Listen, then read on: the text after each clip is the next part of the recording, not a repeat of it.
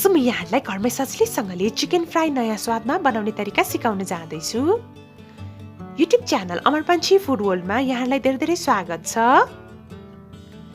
यो रेसिपीलाई चाहिँ spicy minute chicken वा पुदिना चिकन पनि भनिन्छ। यो चाहिँ साउथ इन्डियन चिकन रेसिपी हो। यसलाई बनाउन एकदमै सजिलो छ। त्यसको लागि मैले आधा केजी चाहिँ चिकनलाई लिएँ।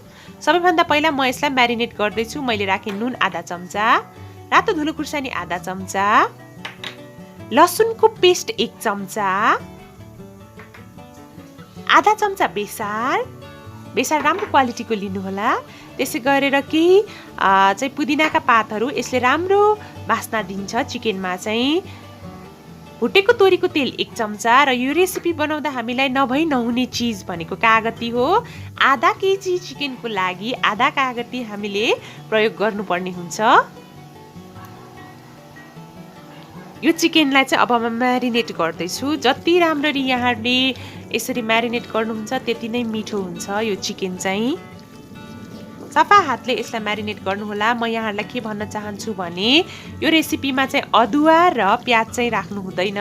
अदुवा र प्याजको चाहिँ यो स्मेल एकदमै कडा हुन्छ। त्यही भएर यो पुदिनाको स्मेल जम्मै जान्छ। त्यही भएर अदुवा र हामीले प्याज चाहिँ एभोइड गर्नुपर्छ, राख्नु हुँदैन। यसलाई म 2 घण्टा यत्तिकै छोडिदिन्छु। यहाँहरूले फ्रिजमा पनि राख्न सक्नुहुन्छ 2 घण्टा। तुरुन्तै चाहिँ बनाइहाल्नु हुँदैन। र हामीलाई अरू चिजहरू चाहिन्छ। पुदिनाका पातहरू 50 ग्राम, 2वटा टमाटर, 2वटा हरियो खुर्सानी, 2वटा रातो खुर्सानी, गरम मसलाहरू केही चाहिन्छ। त्यसै गरेर मेथी आधा चम्चा, 1 चम्चा जिरा धनियाँ पाउडर र 1 चम्चा गरम मसला पाउडर, जुन मैले घरमै बनाएकी थिएँ। यदि यहाँहरूलाई पनि घरमै गरम मसला बनाउने तरिका सिक्न मन छ भने तल डिस्क्रिप्सन बक्समा मैले राखिदिएकी छु, चेक गर्नुहोला। त्यसमा चाहिँ मैले 11वटा मसला मिसाएर गरम मसला बनाएकी थिएँ। एकदमै स्पाइसी हुन्छ त्यो राख्यो भने चाहिँ। त्यसै गरेर मैले भुटेको तोरीको तेल 3 चम्चा तताएँ, 3वटा रातो खुर्सानीलाई राखेँ, केही गरम मसलाहरूलाई राखेँ, यो तेजपत्ता चाहिँ 2वटा तोडेर राखेँ र यो मेथी चाहिँ मैले राखेँ आधा चम्चा। थोरै बेर यसलाई भुट्नु होला यसरी। अब हरियो खुर्सानी पनि राख्दैछु। मैले दुईटै खालको खुर्सानी किन युज गरेकी हुँ भने यो दुईटै खुर्सानीको स्वाद चाहिँ एकदम फरक हुन्छ। त्यही भएर मैले दुईटै थरी खुर्सानीलाई युज गरेकी हुँ। यतिको भइसकेपछि चाहिँ म अघि म्यारिनेट गरेको चिकनलाई राख्दैछु। यहाँहरूले फ्रिजबाट निकाल्ने बित्तिकै तुरुन्तै पकाइहाल्नु चाहिँ हुँदैन। 10 मिनट चाहिँ यत्तिकै रुम टेम्परेचरमा छोडिदिनुपर्छ। चिसै मासु पकाउँदाखेरि चाहिँ हाम्रो यो तेलको टेम्परेचर घटेर जान्छ र हाम्रो खानेकुराहरू त्यति मिठो हुँदैन। रुम टेम्परेचरमै छोड्नु भएको हो भने चाहिँ मजाले पकाउन सक्नुहुन्छ डाइरेक्टली यसरी। यसलाई राम्ररी एकचोटि मिक्स गरिदिनु होला। सुरुमा हामीले आगोको आँच चाहिँ एकदमै ध्यान पुर्याउनु पर्ने हुन्छ। सबैभन्दा पहिला चाहिँ म यसलाई एकदमै हाई फ्लेममा 2 मिनट पकाउँदैछु। एकदमै हाई फ्लेममा पकाउनु होला 2 मिनट। 2 मिनटसम्म एकदमै हाई फ्लेममा पकाइसकेपछि चाहिँ यसबाट यसरी तेलहरू निस्किन थाल्छ। त्यसपछि एकचोटि राम्ररी मिक्स गरिदिनु होला। अब यतिको स्टेटमा पुगिसकेपछि चाहिँ यो लगभग 50% चिकन पाकिसक्यो। यतिको स्टेटमा पुगिसकेपछि म पुदिनाका पातहरू राख्छु 50 ग्राम। यो चाहिँ एकदम फ्रेस पुदिनाको पात हो, मेरो आफ्नै बारीको। त्यसपछि हामीले गोलभेडा पनि राख्न सक्छौँ। सुरुमै गोलभेडा राख्यौँ भने चाहिँ चिकन पाक्न गाह्रो हुन्छ। त्यही भएर यो स्टेजमा चाहिँ म राख्दैछु। एकचोटि राम्ररी मिक्स गरिदिनु होला। अब यतिको स्टेजमा पुगिसकेपछि चाहिँ यहाँहरूले ग्यासको आँच चाहिँ मिडियम आँचमा राख्नु होला। अब चाहिँ हाई फ्लेममा पकाउनु हुँदैन। ग्यासको आँचलाई एकदम ठिक्कको बनाएर राख्नु होला। एकदमै राम्ररी हामीले यसलाई यसरी मिक्स चाहिँ गर्नुपर्छ।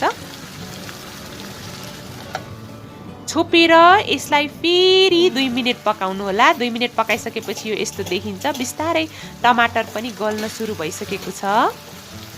यतिको भइसकेपछि चाहिँ यहाँहरूले ग्यासको आँच एकदमै लो फ्लेममा राखिदिनु होला। अब पनि यसलाई हाई फ्लेममा पकायौँ भने चाहिँ यो डढ्छ। यसबाट तेलहरू निस्किन थालिसकेको छ। लगभग 80% यो पाकिसक्यो। अब यसमा म अरू मसलाहरू थप्न जाँदैछु।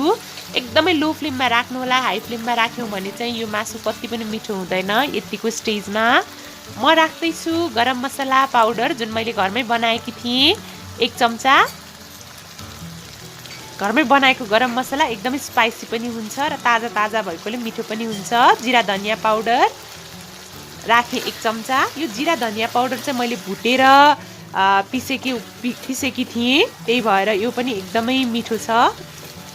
राम्ररी चलाइकन यसलाई अझै 2 मिनेट जति पकाउनु पर्छ एकदमै लो फ्लेममा। मासुलाई जति खारिएर पकाउँछौँ त्यति नै मिठो हुन्छ। लगभग हाम्रो पुदिना चिकन पनि रेडी हुन थालिसकेको छ। यो एकदमै नौलो स्वादमा हो। थोरै यहाँहरूले थप्न पनि सक्नुहुन्छ यसरी जिरा धनियाँ पाउडरहरू चाहिँ। यो दाउरामा पकाउनु भयो भने अझै मिठो हुन्छ यो चिकन चाहिँ। अब भने लगभग मजाले पाकिसकेको छ यो चिकन रेसिपी। यसलाई चाहिँ 2 दिनसम्म फ्रिजमा राखेर खान सकिन्छ। म यहाँलाई अगाडिबाट पनि देखाउँदैछु र सर्भ गरेर पनि देखाउने छु। अगाडिबाट चाहिँ यो यस्तो देखिसकेको छ। यसबाट चाहिँ मजाले तेलहरू निस्किसकेको छ। मैले चाहिँ बोसोहरू सबै नै फालेकी थिएँ र यसरी चाहिँ हाम्रो चिकन रेडी भइसकेको छ। यहाँहरूले पनि घरमै ट्राई गर्न सक्नुहुन्छ। आजको भिडियो हजुरहरूलाई कस्तो लाग्यो? यदि मन पर्यो भने लाइक शेयर र कमेन्ट गर्न नबिर्सिनु होला। साथै मेरो च्यानल अमर पञ्ची फुड वर्ल्डलाई सब्स्क्राइब गरिदिनु होला। Thank you so much for watching. Have a nice day. Thank you so much for 34,000 subscribers. Happy cooking.